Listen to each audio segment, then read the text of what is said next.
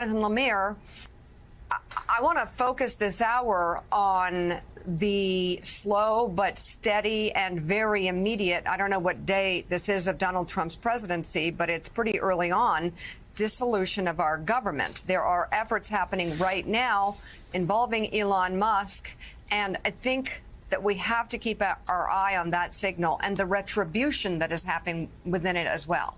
Yeah, I think it's really important. And we've heard from a number of guests this morning talk about how this Gaza plan is far-fetched, almost certainly not going to happen. I wrote that as well. But even floating the idea has real-world consequences. That's the signal. There's a lot of noise around it. Yeah. But also, let's turn now to some of the efforts that President Trump and Elon Musk are taking here at home, gutting agencies. And Mara, we've also had Republicans, at least in these domestic matters, refusing to speak out against Donald Trump, giving up their Article I powers about funding the government and letting him eliminate USAID. And he's turning, as reports say, to the Department of Education next. But also, even in his cabinet choices, where yesterday, we had Senator Bill Cassidy from Louisiana, a physician, one who last week really cast a lot of skepticism about Robert F. Kennedy Jr.'s nomination for HHS. Yesterday said he would vote for him. Senator Todd Young of Indiana, a veteran, someone who has national security interests at heart. He has said so repeatedly.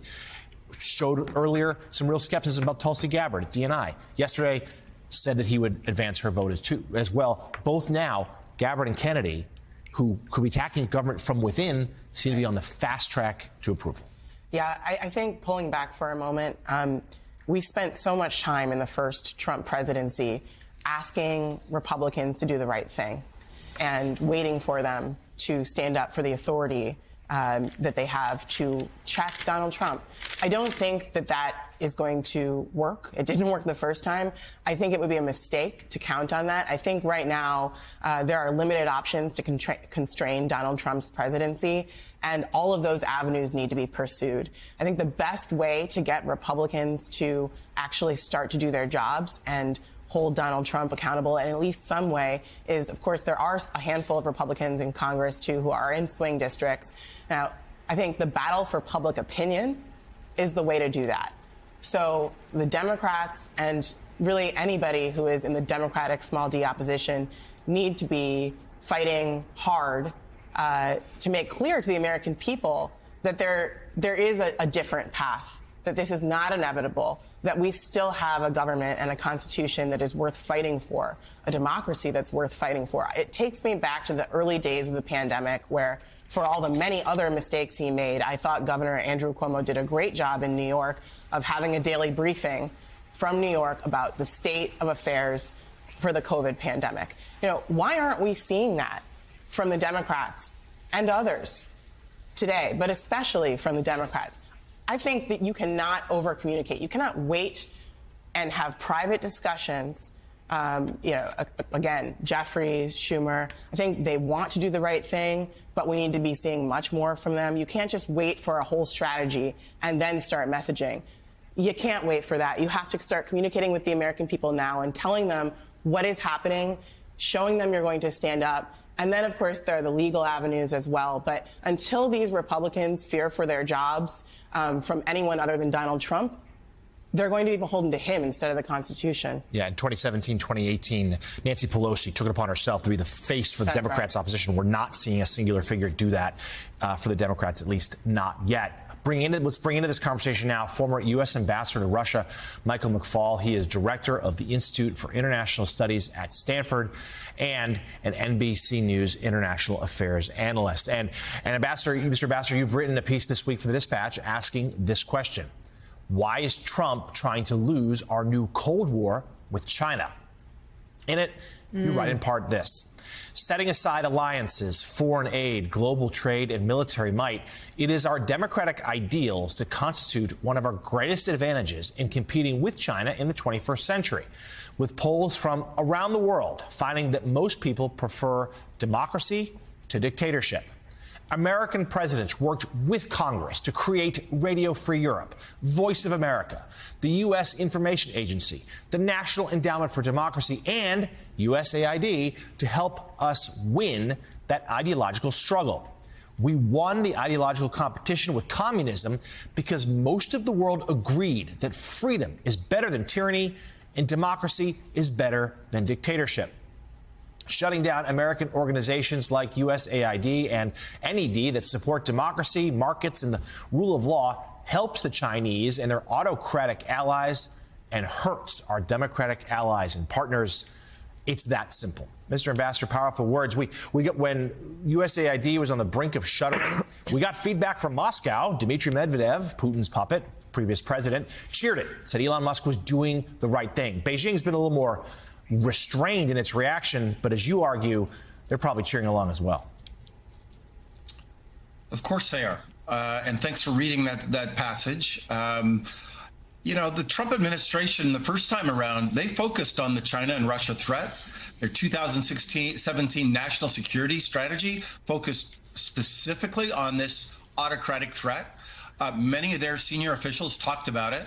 And I presume that then when they came back this second term, that they would be focused like a laser on China as the threat that the United States has to manage over the next decades. And that's why this is just baffling how distracting. And it's not, Jonathan, you said something very important. It's not just distracting and we're reacting to it. It's already damaging America's image in the world. When the president of the United States makes the comments that he made yesterday, that alienates not just our allies, but our partners, those that are sitting on the fence that now are tipping towards the Chinese. And I just finished writing a book, Lessons from the Cold War for How to Deal with China and Russia. And one of our big superpowers, two of our big superpowers then, were allies and our ideals. We had great allies, the Soviets didn't. We had better ideas, democracy is better than dictatorship. And yet President Trump so far, what is he doing? He's alienating our democratic allies, and he's not doing anything to support democracy. Just on the contrary, shutting down USAID. You know who shut down USAID in Russia when I was the U.S. ambassador? Vladimir Putin. He's doing what Vladimir Putin did in his country for the entire world. Thank you. Let me go Chris into Matthews, go ahead, Chris. I've been said to go to the ambassador. I wanted to say something about Mara. Do it. Mara, I completely agree with the Democrats. Just talking politically here. There needs to be one voice every day rounding up the issues. You have to begin with this whole array of things. First of all, the pardons to all the people who attacked the Capitol on January 6th. Full pardons for everybody. All the conspiracies, everybody's completely liberated. They're free. Number two, completely get rid of the advise and consent rule of Congress with regard to approving members of the cabinet. Completely run over them. Bobby, Kennedy, are you kidding? All of them are getting through because the Congress has abdicated its authority. So clearly you need somebody like Schumer or somebody or Hakeem to stand up there every day and say, here's what's happened today. Here's what's going on. This is what they're trying to do. They're trying to get rid of congressional authority, starting with the pardoning of those people who attacked us, including the vice president. Now I go to the ambassador. Getting rid of our voice in the world is important because if Trump is our voice, if he is our voice, and it looks like he's the voice of the Republican Party now, the reality of the Republican Party, if he's us, then we're bullies. We're the country telling small countries, including enclaves like Gaza, to do it. Oh, we're going to move here 2 million people. We're going to round you up against your will, and we're going to move you to wherever we'd like, some comfortable place, he's calling it. It sounds like some Indian trader or something from the Old West, some corrupt official cheating the Indians. I mean, we're not going to take them to some nice place. They want to stay where they are. Your thoughts? Well, the whole Gaza thing is just ridiculous. It's not going to happen. But the bigger point you're making, I think, is really important.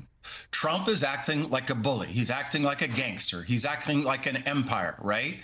And with small countries, they don't have choices, right? Panama, Colombia, even Canada and Mexico, they can be coerced into doing things with a country like the United States of America because we have so much power. But they don't like it. They don't respect us for it. And the problem with that strategy today is that we're not the only superpower in the world. There's another superpower called China. And so when we bully those countries, they are eventually going to gravitate towards this other actor in the world. Maybe not Canada and Mexico, but other countries in the world. They have a choice. And that's why When President Kennedy created USAID in 1961, it was to counter Soviet foreign economic assistance in the world. Right now, the Chinese, it's called the Belt and Road Initiative, they're spending hundreds of billions of dollars to win friends around the world. If we don't spend anything, we lose to the Chinese. It's just that simple. All right.